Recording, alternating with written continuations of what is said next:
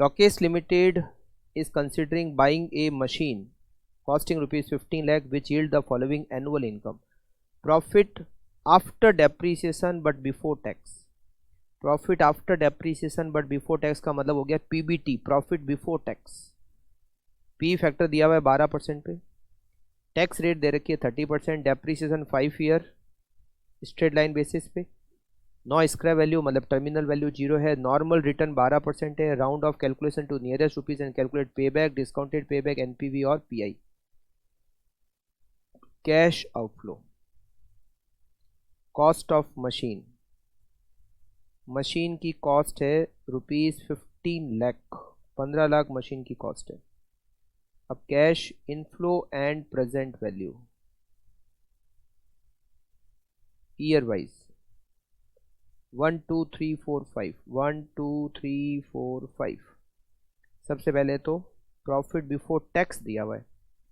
First year 3,50,000, second year 3,72,000, third year 3,10,000, fourth year 1,75,000 और fifth year 1,10,000।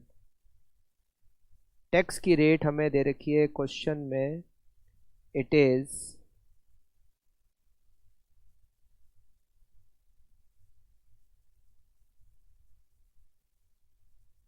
30%।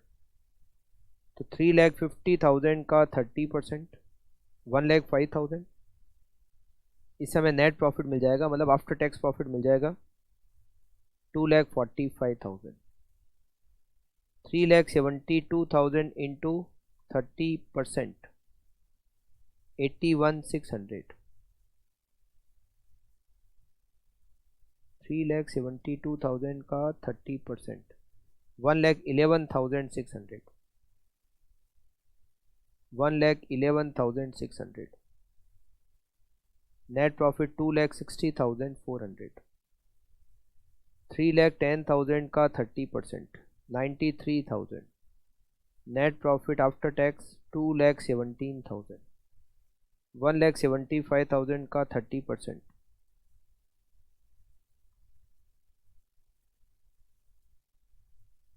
52,500।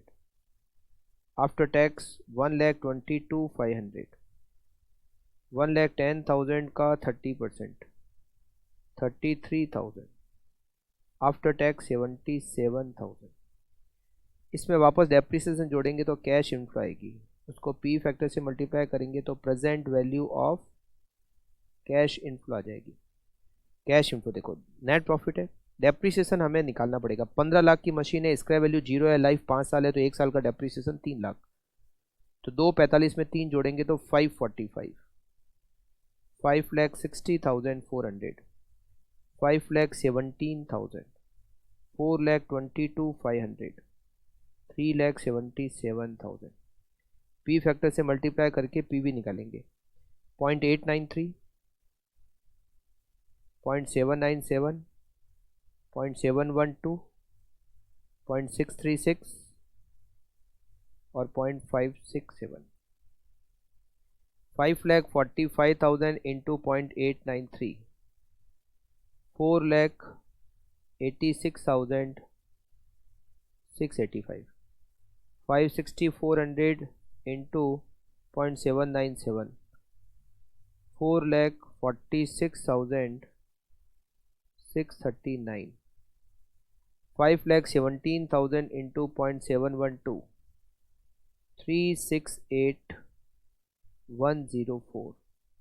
4,22,500 into 0.636 268,710 and 3,77,000 into 0.567 2,13,759। Total 17,83,897। हमें इसमें calculate करना है पेबैक पीरियड। कितना आउटफ्लो था 15 लाख, इनफ्लो से क्यूमुलेटिव करते हैं 5,45,000, 5,60,400, 30 को जोड़ेंगे तो ज़्यादा हो जाएगा, तो यहाँ लिखेंगे 2 साल प्लस कितने कम पड़ गए, कम हो गए 394,600 और तीसरे साल में इनफ्लो आ रही है 5,17,000। तो ये हो गया 2.76 ईयर। पेबैक के बाद में हमें दूसरा पता करना है discounted payback period. Discounted payback period, इसके लिए प्रेजेंट वैल्यू को क्यूमुलेटिव करेंगे। First year 486,685 plus 446,639 plus 368,104। चौथे को जोड़ेंगे तो ज़्यादा हो जाएगा, तो 3 ईयर प्लस कितने कम पड़ गए, कम हो गए 198,572 और फोर्थ की प्रेजेंट वैल्यू 268,170।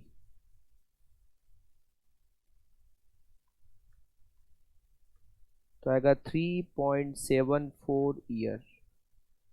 और फिर हमें तीसरे नंबर पे पता करना है एनपीवी।